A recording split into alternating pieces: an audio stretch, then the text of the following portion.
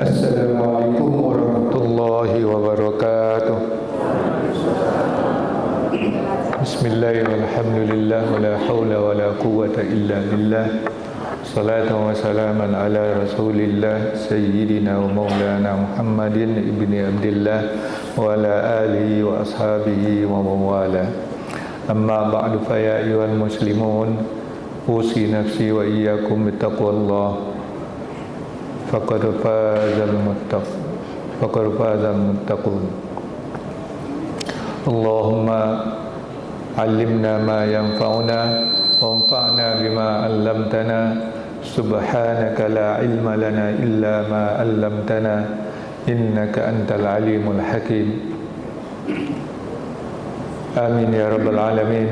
Bersyukur kita kepada Allah SWT pada pagi hari ini kita masih diberi oleh Allah SWT kesempatan dan kesehatan sehingga kita masih berada di dunia ini,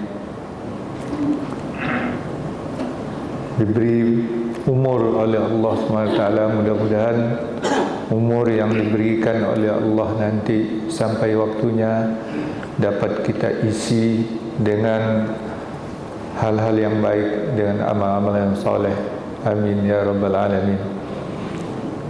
Kemudian salawat dan salam untuk junjungan kita Nabi kita Muhammad. Allahumma salli ala Sayyidina Muhammad wa ala ali Sayyidina Muhammad.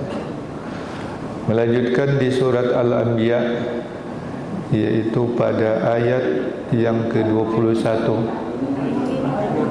surat Al-Mu'minun. Surat Al-Mu'minun ayat yang ke-21. A'udzubillahi minasyaitonir rajim. Bismillahirrahmanirrahim. Wa inna lakum fil an'ami la'ibratan nusqikum mimma fi butuniha wa lakum fiha manafi'u katsiratun wa minha ta'kulun. Dan sesungguhnya bagi kamu pada binatang ternak itu ada pelajaran. Sungguh ada pelajaran. La ibrah, ada ibrah. Yang pertama, nusqikum mimma fi butuniha, yaitu kami beri minum kamu dari apa yang dihasilkan dari perutnya, di dalam perutnya. Kemudian yang kedua, walakum fiha manafi'u katsira, dan bagi kamu pada binatang ternak itu ada manfaat yang banyak.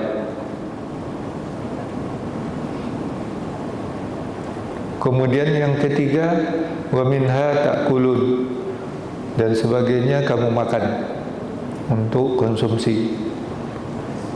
Kemudian yang keempat, wa 'alaiha wa 'alal fulki tuhmalun, dan di atasnya, di atas punggungnya, ya, dan juga di atas kapal bahtera kamu diangkut atau dibawa, jadi pengangkutan. Nah, ini terusan daripada penjelasan Allah memberi hidup kepada kita. Al-imdad. Setelah kita diciptakan oleh Allah SWT, diadakan di dunia ini al-ijad, kemudian dicurahkan dengan nikmat al-imdad, yaitu memberikan kehidupan dan fasilitas hidup kita.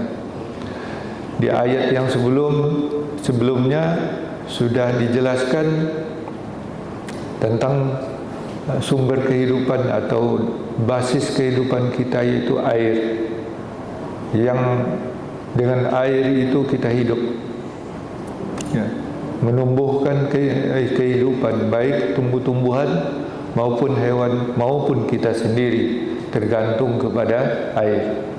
Kemudian yang kedua, tumbuh-tumbuhan, tanam-tanaman yang kita manfaatkan banyak sekali, apakah itu buah-buahan atau tumbuh-tumbuhan lainnya yang bermanfaat bagi kita, yang disebut kurma, anggur, dan buah-buahan yang banyak. Dan di antara yang kita makan, Ada sebagian lain tidak kita makan, tapi bermanfaat juga, ya, seperti untuk obat. Kemudian disebut secara khusus yaitu pohon zaitun yang tumbuh di Tur Sina, yang menghasilkan minyak, tumbuh dengan membawa minyak, ya, menghasilkan minyak zaitun, wasibil lil akilin, dan itu membuka selera orang-orang yang makan. Maka selanjutnya ayat ini, yaitu nikmat al-imdad, fasilitas hidup kita yang diberikan oleh Allah SWT, mengingatkan kita pada hewan-hewan ternak. Di situ ada belajar. Jadi hewan-hewan yang diciptakan oleh Allah untuk kita itu mengandung pelajaran. Sungguh-sungguh. Ini dua takkidnya juga dua. Inna satu, kemudian la ibrah.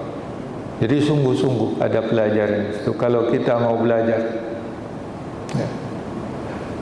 Nikmat yang pertama, kami beri minum kamu dari apa yang dihasilkan dalam perutnya.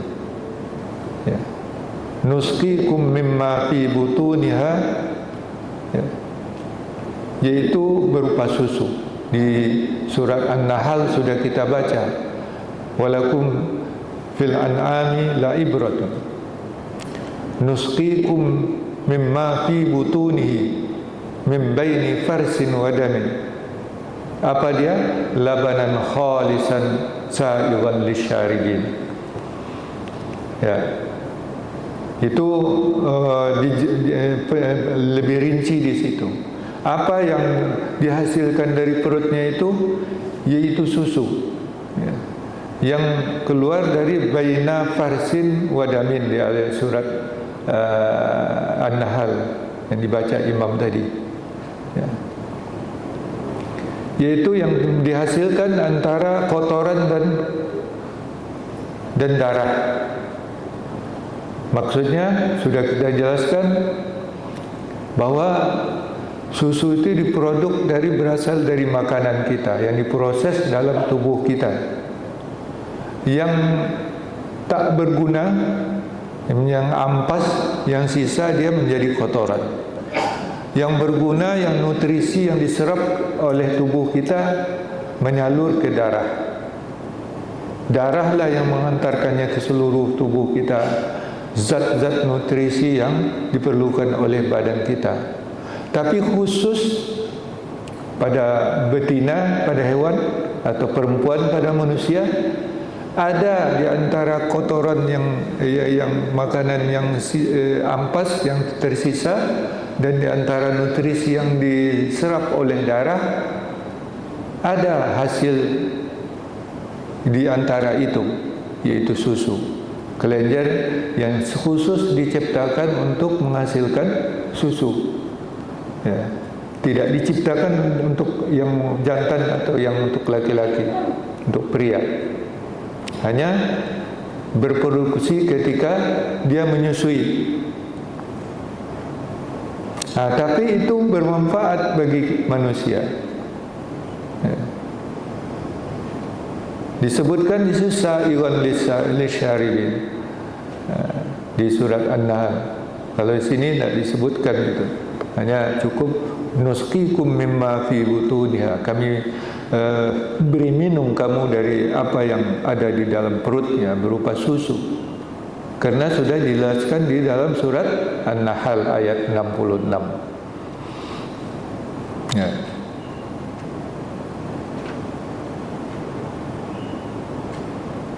Nah itu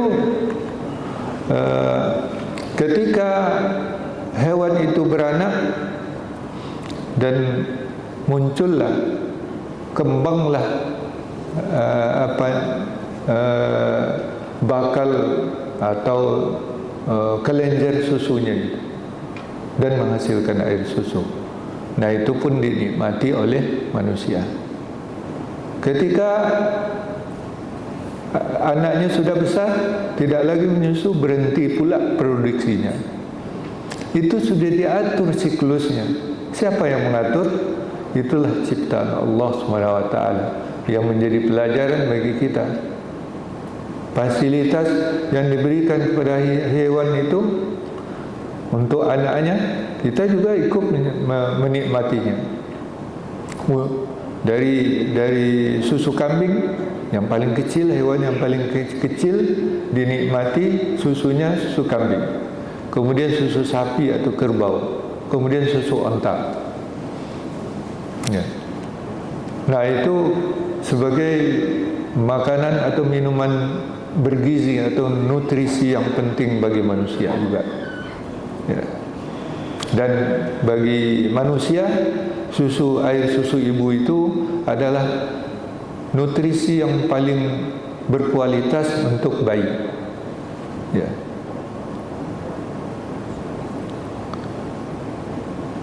Nah, itu mesti kita renungkan itu.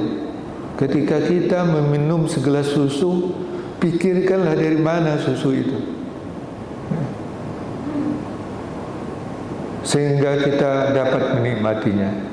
Tidak lain kecuali adalah karena nikmat Allah tadi, yaitu nikmat al-imdad, curahan nikmat untuk fasilitas kehidupan kita.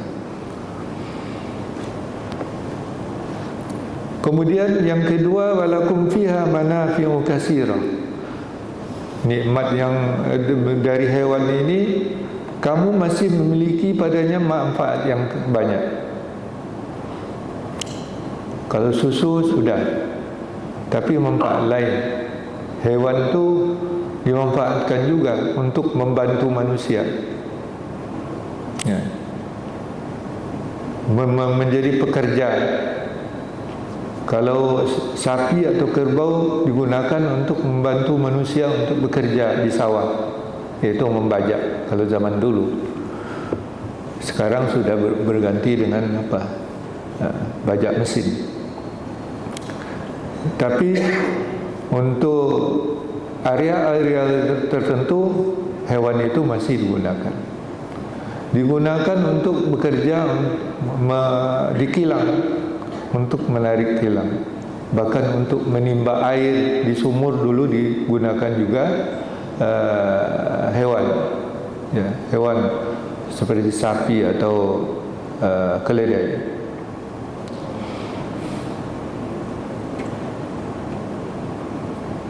Banyak manfaatnya hewan itu, dan bukan hewan ternak saja, hewan-hewan yang lain juga bermanfaat.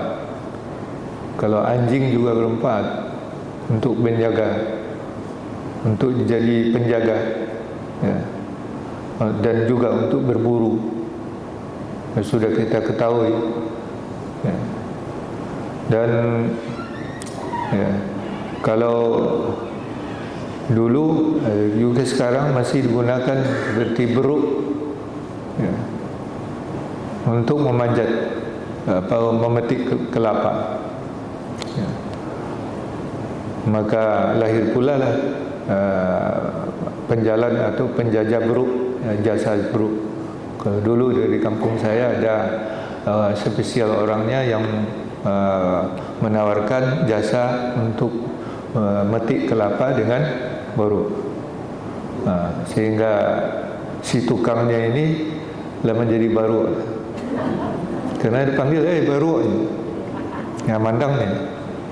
Baruknya tidak melengong-lengong, inyo yang mandang. Itu manfaat hewan pada umumnya, ya. Banyak manfaatnya, dan sebagiannya kamu makan, ya. Unta, sapi, kerbau, kambing dimakan. Itu yang al-an'am. Dan burung-burung juga, ya, seperti ayam, puyuh sekarang, ya, dimanfaatkan dagingnya. Itu yang ketiga. Yang ketiga manfaatnya, dan yang keempat menjadi alat transportasi, yaitu di gurun pasir yang begitu luas seperti lautan. maka ada hewan yang tahan di situ untuk melintas gurun yang begitu luas, yaitu hewan unta atau kuda. Ya, kuda juga bisa, tapi kuda itu lebih kekuatannya lebih rendah daripada unta untuk bertahan di padang pasir. Ya. Di unta dia tahan tidak minum beberapa minggu. Sedangkan kuda sama dengan kita. Kalau kekurangan air bisa mati. Tapi unta itu bandingannya kapal di laut. Maka di sini digandengkan wa 'alaiha wa 'alal fulki tuhmalun.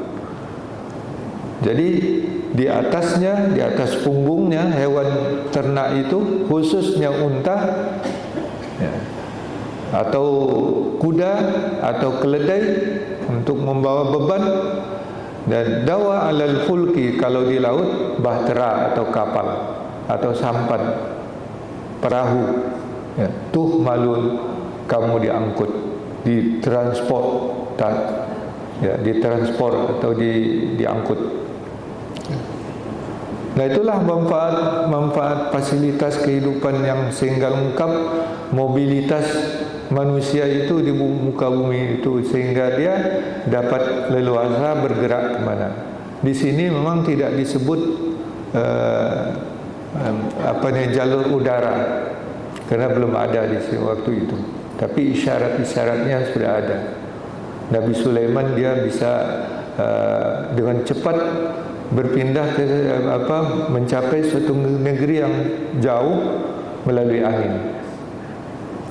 Jadi mukjizat Nabi itu adalah isyarat nanti di akhir zaman akan ketemu dia.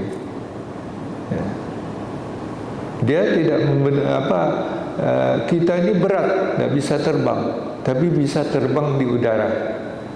Ya, ternyata zaman sekarang ini besi bisa terbang di udara. Berkat apa? Udara. Kapal terbang itu tidak bisa terbang kalau tanpa udara. Maka angin itu kendaraan Nabi Sulaiman. Di akhir zaman ternyata angin itulah kendaraan orang yang paling cepat. Ya. Kapal terbang itu kalau tidak ada angin udara tidak bisa terbang dia, karena dia didorong di dalam udara. Ya. Nah, itu isyarat namanya. Ya. Nabi Ibrahim tahan dia, tidak kena api, dijebloskan ke dalam api yang begitu besar, tapi selamat. Ternyata zaman modern ini orang sudah bisa membuat baju tahan api, bahkan tahan peluru, ya, dan seterusnya. Jadi itu isyarat-isyarat. Sebab kalau diwahyukan secara jelas, tentu orang sezamannya tidak akan paham dia. Ya, baru kita di zaman sekarang ini paham.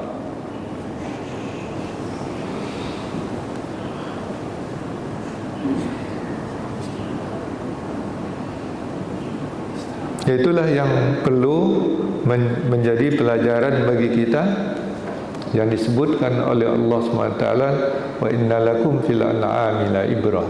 Maka kita ambillah pelajaran dari fasilitas hidup yang disediakan oleh Allah SWT untuk kita, dan tidak pantaslah kita untuk membangkang, untuk tidak taat kepada Allah SWT. Itu begitu banyak fasilitas hidup dan semuanya disediakan oleh Allah SWT. Wallahu a'lam bissawab.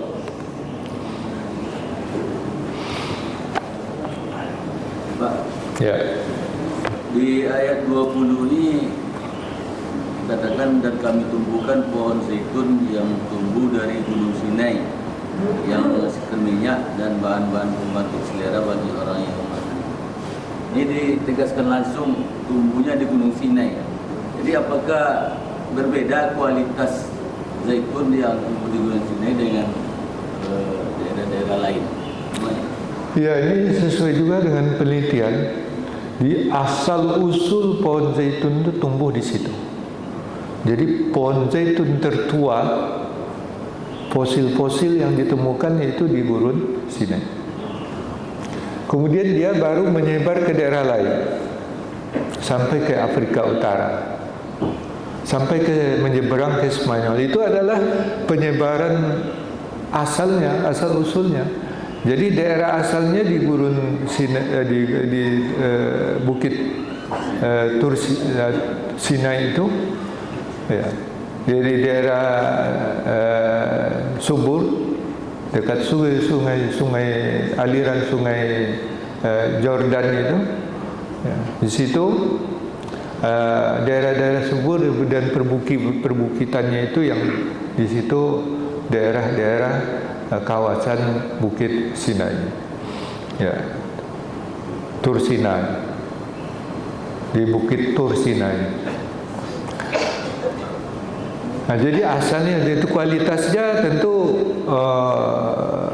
bisa juga berbeda, bisa juga sama, tergantung pada kondisi, ya, apanya. Ya, sama seperti juga tanaman lain. Di kondisi daerahnya ada yang kualitasnya tinggi, di suatu daerah tumbuh juga tapi kualitasnya rendah. Ya, seperti tanaman lain juga. Jadi perbedaan kualitas itu bukan karena dia asalnya itu, dan tapi biasanya itu yang asli itu memang kualitasnya tinggi. Ya. Jadi sehingga penyebarannya itu di daerah sekitar. Ya. Kemudian sekarang ini sudah ditanam juga di negeri lain seperti di Cina. Di Cina ada juga ditanam juga pohon zaitun itu, dan di negeri-negeri lain. Tapi asal usulnya itu di negeri Tursina, di lereng bukit itu dan di lembah-lembah yang ada di sekitar situ. Ya. Mengenai susu, Pak. Jadi kalau dalam ilmu biologi manusia ini kan di taksonominya masuk mamalia. Jadi manusia ini termasuk mamalia yang lain sendiri, jadi menyusu sepanjang hidup gitu kan. Jadi kalau yang lain kan setelah sapi itu kan tidak perlu lagi menyusu. Jadi kalau berdasarkan orang-orang Arab mungkin susu itu kan namanya ada lagi turun gitu kan, air kurang mungkin itulah sedangkan kan dari susu gitu kan. Jadi saya pernah baca kalau kandungan kalsium di susu ini sebetulnya lebih banyak yang lebih tinggi daripada susu gitu kan.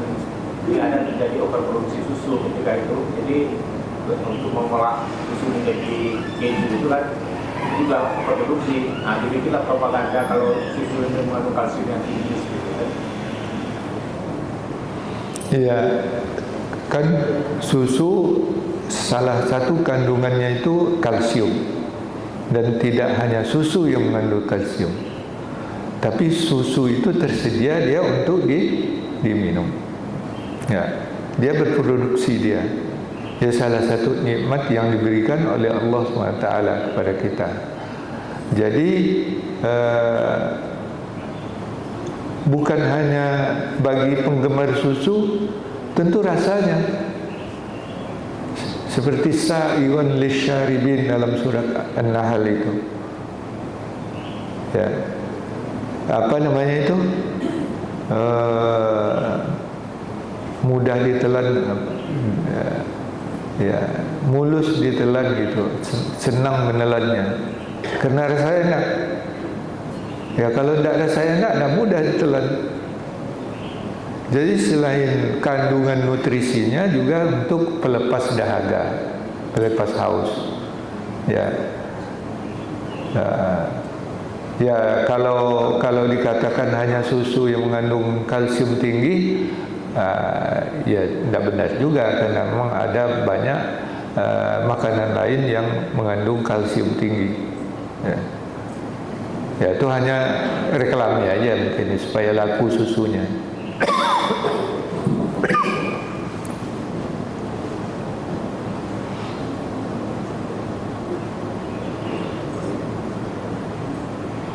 Cuma ada juga orang yang tidak suka susu. Tidak suka susu ya rugilah. Salah satu nikmat Allah Ta'ala yang tidak bisa dinikmati, ya, karena tidak suka pada minum susu itu. Padahal susu itu ya bermanfaat, ya. Terutama kalsiumnya itu tadi untuk mempertahankan ketahanan tulang kita. Itu perlu kalsium, perlu minum susu, ya. Ya, untunglah kita dibentuk tulang kita itu dari susu itu.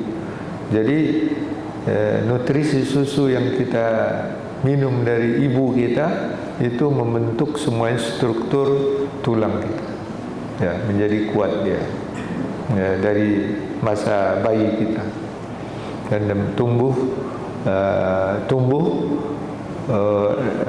secara sehat. Maka bagus kalau dia terus dia asupi dengan kalsium dari apa saja termasuk pada susu.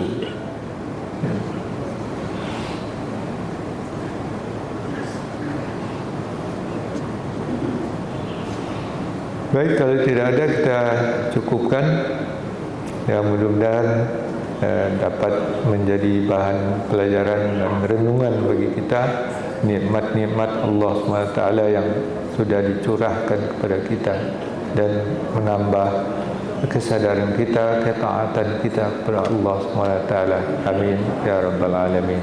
Subhanakallah hamdika asyhadu an la ilaha illa anta astaghfiruka wa atubu ilaik.